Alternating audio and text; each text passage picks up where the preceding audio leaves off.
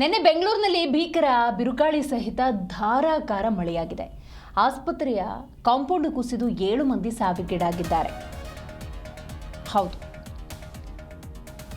ಇದಕ್ಕೆ ಸಂಬಂಧಪಟ್ಟಂತೆ ಶಿವಾಜಿನಗರ ಶಾಸಕ ರಿಜ್ವಾನ್ ಅರ್ಷದ್ ವೈಯಕ್ತಿಕವಾಗಿ ತಲಾ 5 ಲಕ್ಷ ರೂಪಾಯಿ ಪರಿಹಾರ ಘೋಷಿಸಿದ್ದಾರೆ.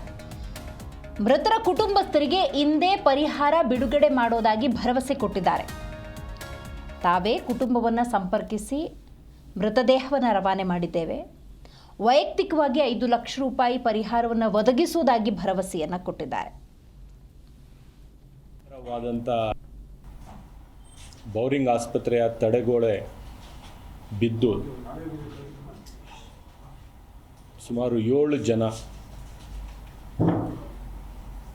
ಅದರಲ್ಲಿ 2 ಮಕ್ಕಳು ಕೂಡ ಸಮೇತ ತಮ್ಮ ಪ್ರಾಣವನ್ನು ಕಳ್ಕೊಂಡಿರ್ತಕ್ಕಂಥದ್ದು ನಮಗೆ ಆಘಾತವೊಂದು ತಂದಿರತಕ್ಕಂಥ ಒಂದು ಸನ್ನಿವೇಶ.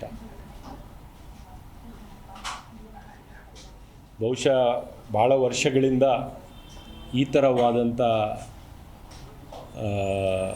ವರ್ಣಾರ್ಭಟ ಆಗಲಿ ಈ ಮಟ್ಟಕ್ಕೆ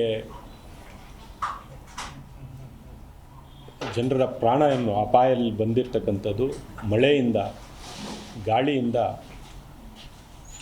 ನಾವು ಹಿಂದೆ ಇತ್ತೀಚೆಗೆ ನಾವು ನೋಡಿರಲಿಲ್ಲ.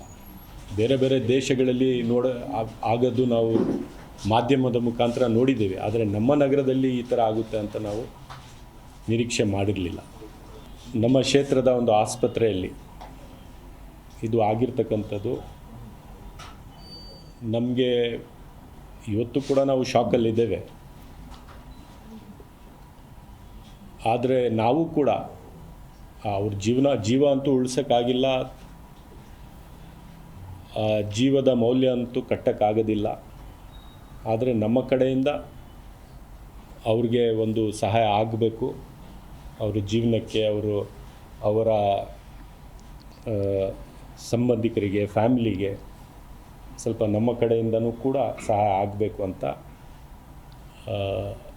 ನನ್ನ ವೈಯಕ್ತಿಕ ಮತ್ತು ಶಿವಾಜಿನಗರ ಕ್ಷೇತ್ರದ ಕಾಂಗ್ರೆಸ್ ಪಕ್ಷದ ಎಲ್ಲ ನಾಯಕರು ಮತ್ತು ಕಾರ್ಯಕರ್ತರ ವತಿಯಿಂದ ತಲಾ 5 ಲಕ್ಷ ರೂಪಾಯಿ ನಾವು ಕೂಡ ಕೊಡ್ತೇವೆ.